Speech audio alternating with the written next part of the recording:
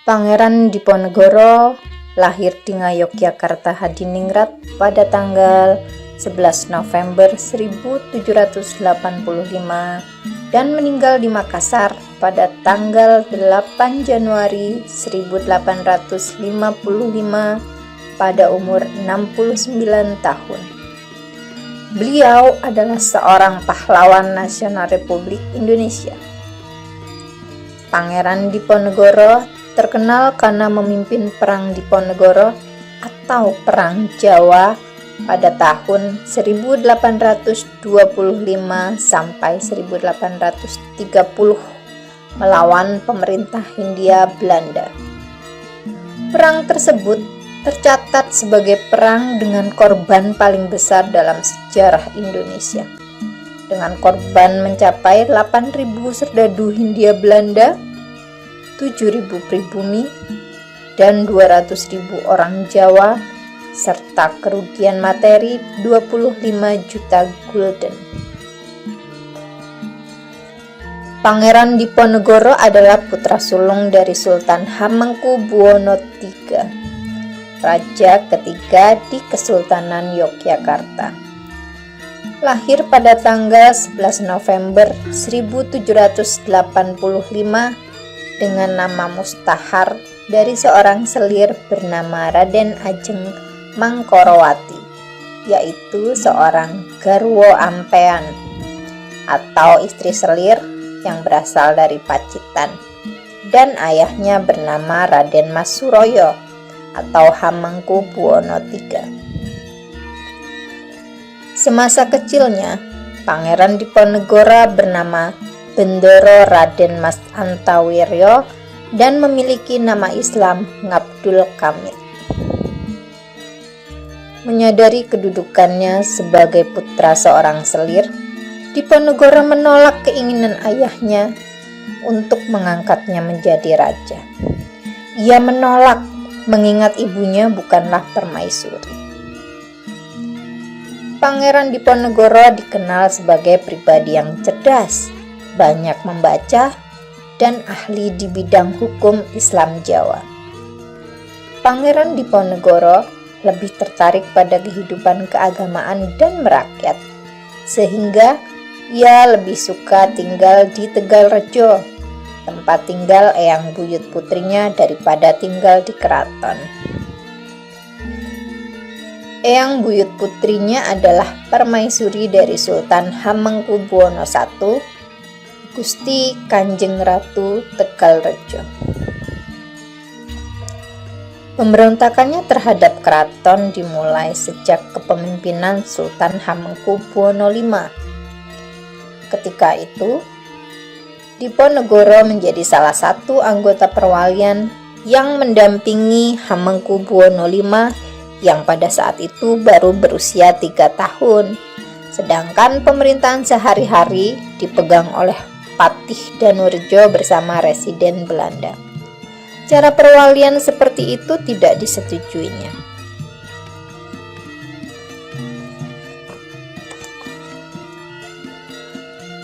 Strategi perang Pangeran Diponegoro. Pasukan Pangeran Diponegoro dibagi menjadi beberapa batalion yang diberi nama berbeda-beda seperti Turkio, Arkio, dan lain sebagainya. Setiap batalion dibekali dengan senjata api dan peluru-peluru yang dibuat di hutan. Pangeran Diponegoro bersama para panglimanya menerapkan strategi perang gerilya yang selalu berpindah-pindah. Markasnya di Selarong seringkali kosong ketika pasukan Belanda menyerang lokasi tersebut. Sang pangeran dan pasukannya baru kembali ke Selarong setelah pasukan Belanda pergi meninggalkan Selarong. Pusat pertahanan pasukan Diponegoro kemudian dipindahkan dari Selarong ke Daksa. Sang pangeran juga dinobatkan sebagai kepala negara bergelar Sultan Abdul Hamid Heru Cokro Amirul Mukminin Sayyidin Penotogomo Khalifatul Tahnah Jawa, dengan pusat negara berada di Pleret. Sistem pertahanan daerah Pleret dipercayakan penanganannya kepada Kertopengalasan. Kuatnya pertahanan di Pleret dibuktikan dengan gagalnya serangan besar-besaran pasukan Hindia Belanda pada tanggal 9 Juni 1826. Setelah penyerangan tersebut, sang pangeran mengganti posisi Kertopengalasan dengan Ali Basya Prawirodirjo dan Prawira Kusuma. Keduanya saat itu masih berusia 16 tahun. Setelah itu, masih di bulan dan tahun yang sama, pasukan Hindia Belanda menyerang markas Diponegoro di Daksa, namun sudah dikosongkan. Ketika pasukan Hindia Belanda kembali dari Daksa menuju Yogyakarta, pasukan Diponegoro menyergap dan membinasakan seluruh pasukan dan menghilang dari Daksa. Pada Oktober 1826, pasukan Diponegoro menyerang pasukan Hindia Belanda di Gawo dan mendapat kemenangan. Namun, sang pangeran terluka dan terpaksa harus ditandu ke lereng Gunung Merapi. Pada 17 November 1826, sang pangeran bertolak ke Pengasih, yaitu daerah sebelah barat Yogyakarta, untuk menyerang pasukan Hindia Belanda. Di lokasi ini, pangeran mendirikan Keraton Sambiroto sebagai pusat negara baru. Pasukan Belanda sempat menyerang Sambiroto, namun Diponegoro berhasil meloloskan diri. Perang sempat berhenti akibat gencatan senjata pada 10 Oktober 1827, namun perundingan tidak menemui kesepakatan apapun.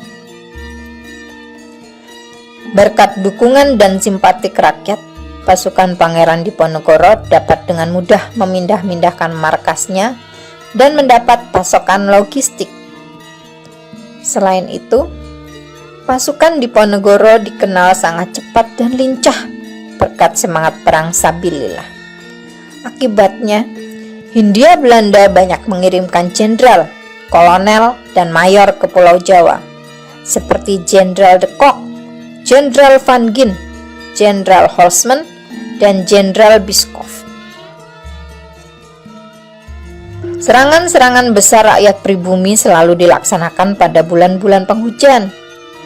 Para senopati menyadari sekali untuk bekerja sama dengan alam sebagai senjata tak terkalahkan.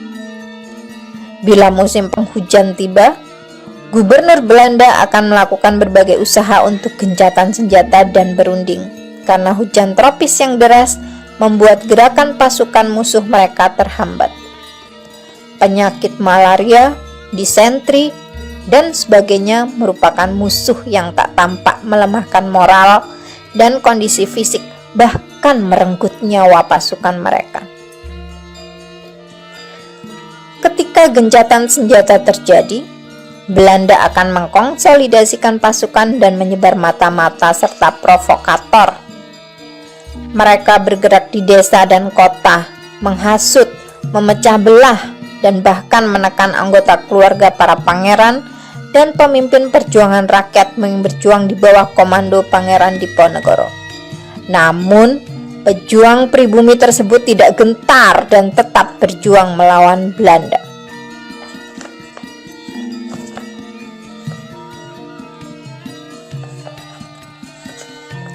Perang Diponegoro merupakan perang terbuka dengan pengerahan pasukan-pasukan infanteri, kavaleri, dan artileri yang sejak Perang Napoleon menjadi senjata andalan dalam pertempuran frontal di kedua belah pihak. Front pertempuran terjadi di puluhan kota dan desa di seluruh Jawa. Pertempuran berlangsung sedemikian sengitnya, sehingga bila suatu wilayah dapat dikuasai pasukan Belanda pada siang hari, maka malam harinya wilayah itu sudah direbut kembali oleh pasukan pribumi. Begitu pula sebaliknya. Jalur-jalur logistik dibangun dari satu wilayah ke wilayah lain untuk menyokong keperluan perang. Berpuluh kilang mesiu dibangun di hutan-hutan dan dasar jurang. Produksi mesiu dan peluru berlangsung terus sementara peperangan berkecamuk. Para telik sandi dan kurir bekerja keras mencari dan menyampaikan informasi yang diperlukan untuk menyusun strategi perang. Informasi mengenai kekuatan musuh, jarak tempuh, waktu, kondisi medan, dan curah hujan menjadi berita utama, karena taktik dan strategi yang jitu hanya dapat dibangun melalui penguasaan informasi. Pada puncak peperangan tahun 1827, Belanda mengerahkan lebih dari 23.000 orang serdadu, suatu hal yang belum pernah terjadi ketika itu. Ketika suatu wilayah yang tidak terlalu luas seperti Jawa Tengah dan sebagian Jawa Timur dijaga oleh puluhan ribu serdadu. Dari sudut kemiliteran, ini adalah perang pertama yang melibatkan semua metode yang dikenal dalam perang modern, baik metode perang terbuka maupun metode perang yang dilaksanakan melalui taktik hit and run dan penghadangan. Ini bukan sebuah perang suku, melainkan suatu perang modern yang memanfaatkan berbagai siasat yang saat itu belum pernah dipraktekkan. Perang ini juga dilengkapi dengan taktik perang urat syaraf melalui insinuasi dan tekanan-tekanan serta provokasi oleh pihak Belanda terhadap mereka yang terlibat langsung dalam pertempuran, dan kegiatan spionase dengan kedua belah pihak saling memata-matai dan mencari informasi mengenai kekuatan dan kelemahan lawannya. Berbagai cara licik juga terus dilakukan Hindia Belanda untuk menangkap Diponegoro. Bahkan sayembara pun dipergunakan dengan mengeluarkan maklumat pada 21 September 1829. Siapapun yang dapat menangkap Pangeran Diponegoro, baik hidup atau mati, akan diberi hadiah sebesar 50.000 gulden beserta tanah dan penghormatan. Perubahan strategi Hindia Belanda terjadi ketika Gubernur Jenderal de Kock diangkat menjadi Panglima seluruh Hindia Belanda tahun 1827. Untuk membatasi ruang gerak dan strategi gerilya Pangeran Diponegoro, de Kock menggunakan strategi perbentengan, yaitu benteng stelsel. Benteng-benteng dengan kawat berduri didirikan, begitu pasukan Hindia Belanda berhasil merebut daerah kekuasaan Pangeran Diponegoro. Tujuannya agar pasukan Diponegoro tidak dapat kembali dan mempersempit ruang geraknya.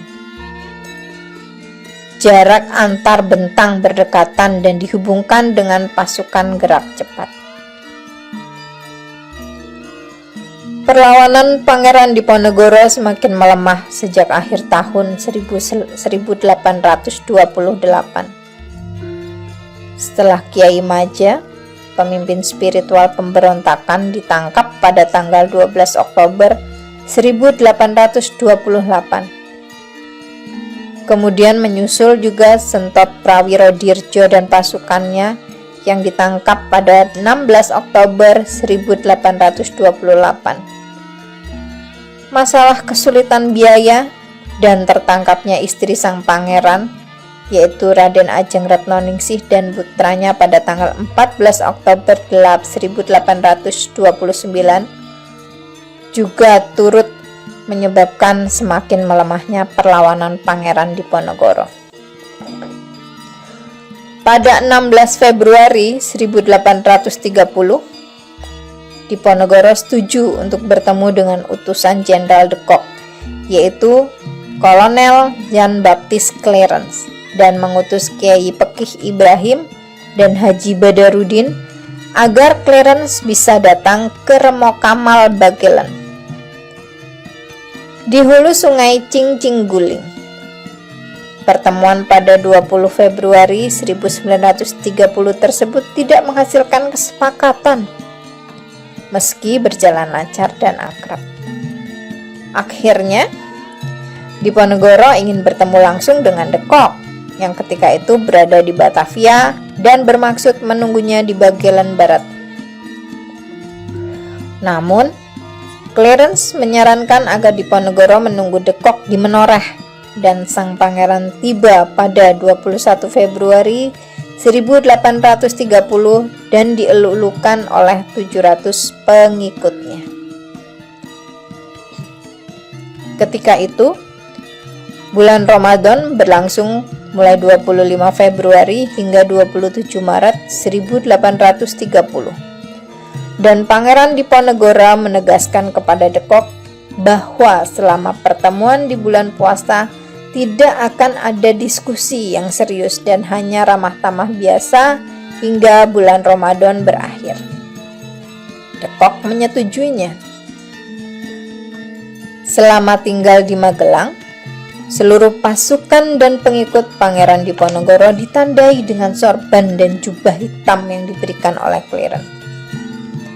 Sikap manis ditunjukkan De Kock kepada Pangeran Diponegoro dengan memberikan hadiah seekor kuda abu-abu dan uang 10.000 yang dicicil 2 kali untuk membiayai para pengikutnya selama bulan puasa.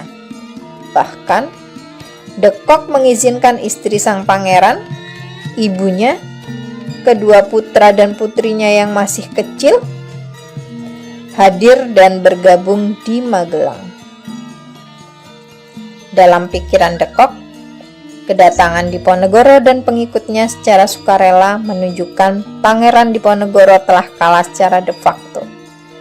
Sementara itu, selama bulan puasa, De Kock bertemu dengan sang pangeran sebanyak 3 kali, yakni sebanyak 2 kali saat jalan subuh di Taman Karasidenan dan 1 kali ketika De Kock datang sendiri ke pesanggerahan sang pangeran.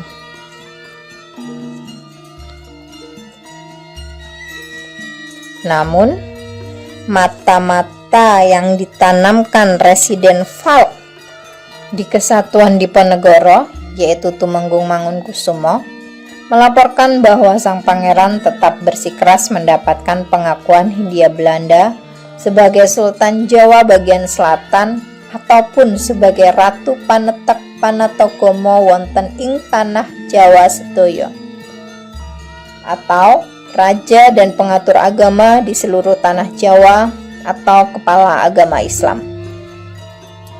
Setelah itu, pada 25 Maret 1830, De Kock memberi perintah rahasia kepada 2 komandannya, yakni Letnan Kolonel Louis Duperon dan Mayor A.V. Michels, untuk mempersiapkan perlengkapan militer untuk mengamankan penangkapan sang pangeran. Akhirnya, pada tanggal 28 Maret 1830, bertepatan dengan hari Idul Fitri, Jenderal De Kock bertemu dengan Pangeran Diponegoro. Jenderal De Kock didampingi Residen Kedua Falk, Letkolroes, Mayor VWHA de Stoors, dan penerjemah bahasa Jawa, Kapten Yeye Roefs. Pangeran Diponegoro didampingi ketiga putranya, penasihat agama, 2 punakawan, dan Panglima Basah Mertonegoro. De Kock memulai pertemuan dengan meminta agar Pangeran Diponegoro tidak usah kembali ke Metesi. Sang pangeran merasa heran dan mempertanyakan kembali kepada De Kock, kenapa tidak diizinkan kembali? Padahal dia hanya bersilaturahmi menjelang akhir bulan puasa. De Kock langsung bicara akan menahan Diponegoro dan suasana pun langsung berubah tegang. Diponegoro langsung meresponnya dengan menanyakan ada masalah apa sehingga dirinya harus ditahan. Dia merasa tidak bersalah dan tidak menaruh benci kepada siapapun. Mertonegoro menyerah pembicaraan dan meminta agar masalah politik bisa diselesaikan lain waktu. De Kock langsung memotong pembicaraan dan menegaskan dengan nada tinggi dengan mengatakan, terserah pangeran setuju atau tidak, dia akan menuntaskan masalah politik hari itu juga. Diponegoro langsung berbicara dan menuding Jenderal De Kock. Hatinya sangat busuk karena keputusannya terburu-buru dan tidak pernah dibicarakan sebelumnya selama bulan puasa. Sang pangeran langsung berbicara bahwa dia tidak memiliki keinginan lain kecuali pemerintah Hindia Belanda mengakuinya sebagai kepala agama Islam di Jawa dan gelar sultan yang disandangnya. Jenderal De Kock kemudian memerintahkan Letkol Roos agar Du Perron menyiapkan pasukan. Diponegoro kemudian berbicara dengan situasi seperti itu dan karena sifat jahatmu, dirinya tidak takut mati. Dia tidak takut dibunuh dan tidak bermaksud menghindarinya. De Kock terhenyak mendengar sikap keras Pangeran Diponegoro dan dengan suara lirih berbicara bahwa dirinya tidak akan membunuh sang pangeran, namun juga tidak akan memenuhi keinginan sang pangeran. Sempat terbersit dalam benak Diponegoro untuk menghujam keris ke tubuh De Kock, namun niatannya diurungkan karena akan merendahkan martabatnya.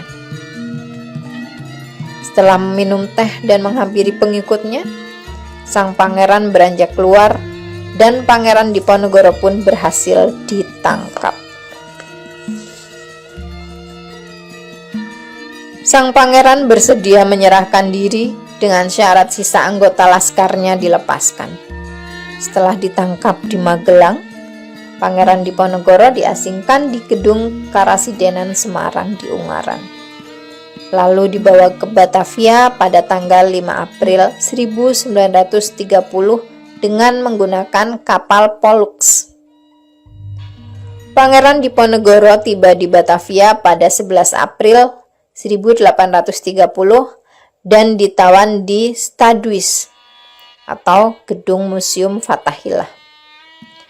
Selanjutnya, pada 30 April 1830, Pangeran Diponegoro diasingkan ke Manado bersama istri keenamnya, bersama Tumenggung Dipasena dan istrinya serta para pengikut lainnya seperti Merta Laksono, Banteng Mereng, dan Nyai Sotaruna. Mereka tiba di Manado pada 3 Mei 1830 dan ditawan di Benteng Amsterdam. Tahun 1834, Diponegoro dipindahkan ke Makassar hingga wafatnya di Benteng Rotterdam tanggal 8 Januari 1855. Peristiwa pada tanggal 28 Maret 1830 ditafsirkan berbeda antara pelukis Indonesia yang tinggal di Eropa, yaitu Raden Salih Syarif Bustaman, dengan Nicholas Pieneman. Raden Saleh menggambarkan peristiwa tanggal 28 Maret 1830 sebagai penangkapan Diponegoro, sedangkan Pieneman melukisnya sebagai penyerahan Diponegoro. Pangeran Diponegoro ketika ditangkap menggunakan sorban hijau berdiri dengan kepala tegak mendengok, tegas, menahan amarah, menunjukkan perlawanan dan tegar. Meskipun para pengikutnya terlihat sedih dan duka cita yang mendalam. Penyerahan Pangeran Diponegoro kepada Letnan Jenderal Hendrik Merkus de Kock tanggal 28 Maret 1830 yang mengakhiri Perang Diponegoro.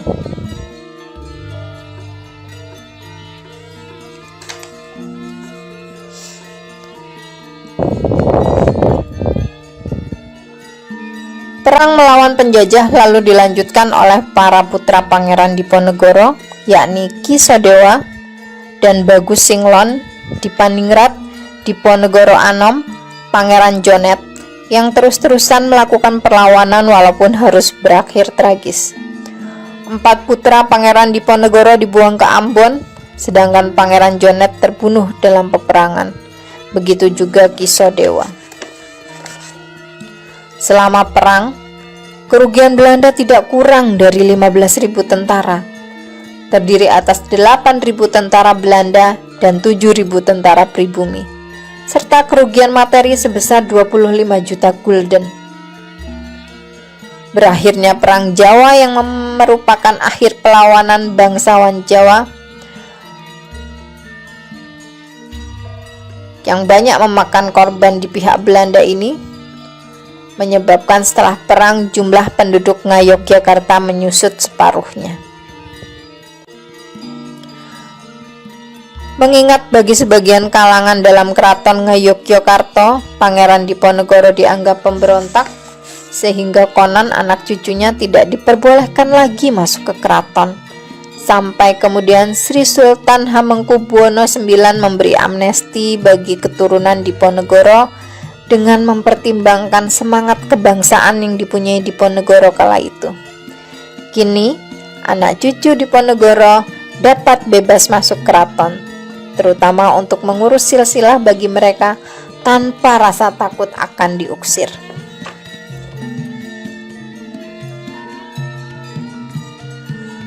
Ketika ditangkap dan akan diasingkan ke Manado dengan menggunakan kapal Pollux, kondisi Pangeran Diponegoro sudah dalam keadaan lemah, muntah-muntah akibat mabuk laut dan terkena sakit malaria. Di atas kapal, Letnan Knuirli yang merupakan ajudan dari Gubernur Jenderal Van den Bosch mengawal pengasingan Diponegoro. Seringkali mereka berdua terlibat dalam percakapan, dan salah satu percakapannya adalah ketika Diponegoro mempertanyakan kepada Knuirli, apakah sudah menjadi kebiasaan bangsa Eropa untuk mengasingkan pemimpin yang kalah perang ke sebuah pulau terpencil yang jauh dari sanak saudaranya? Mendapat pertanyaan itu, Knuirli menjawab bahwa Pangeran Diponegoro diperlakukan sama dengan Napoleon Bonaparte yang sama-sama diasingkan dalam usia 40 tahunan.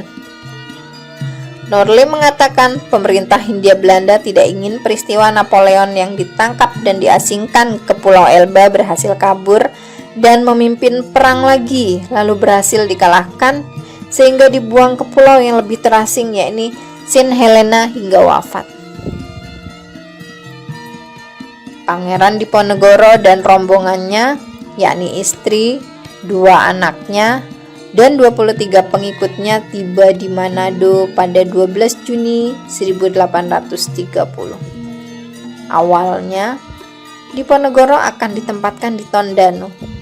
Namun Knuirli diberitahu oleh Peter Matt, seorang residen setempat, bahwa Kiai Mojo beserta 62 pengikutnya baru saja tiba di Tondano dari Ambon, sehingga akhirnya Knuirli memutuskan Diponegoro ditahan di benteng Manado untuk sementara waktu agar tidak bertemu dengan Kiai Mojo.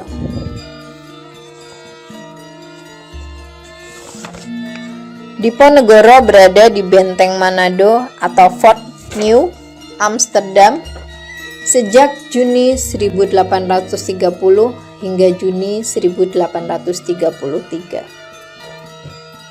Selanjutnya, pada tahun 1833, Diponegoro dipindahkan ke Makassar secara diam-diam dan ditempatkan di benteng Fort Rotterdam selama 11 tahun. Diponegoro menolak upaya Hindia Belanda untuk memindahkannya ke tempat pengasingan baru dan ingin menghabiskan akhir hayatnya di Makassar. Diponegoro kemudian meninggal pada 8 Januari 1855 pukul 6.30 pagi. 7 hari kemudian, anak dan istrinya memutuskan untuk tetap tinggal di Makassar. Menurut Peter Carey, sejarawan yang menulis tentang Diponegoro, Gubernur Jenderal Ayeduymar van Twist mengeluarkan perintah rahasia bahwa keluarga Diponegoro yang tetap diperlakukan sebagai orang dalam pengasingan dan hanya diperbolehkan berada di Makassar Namun mereka mendapat tunjangan 6.000 gulden yang dibayarkan melalui Keraton Yogyakarta. Pada tahun 1885, sang istri yakni Raden Ayu Retnoningsih meninggal dunia. Setelah sang istri meninggal, makam Pangeran Diponegoro bersama makam putranya dipindahkan ke pemakaman umum yang berada di Jalan Andalas dan Jalan Irian.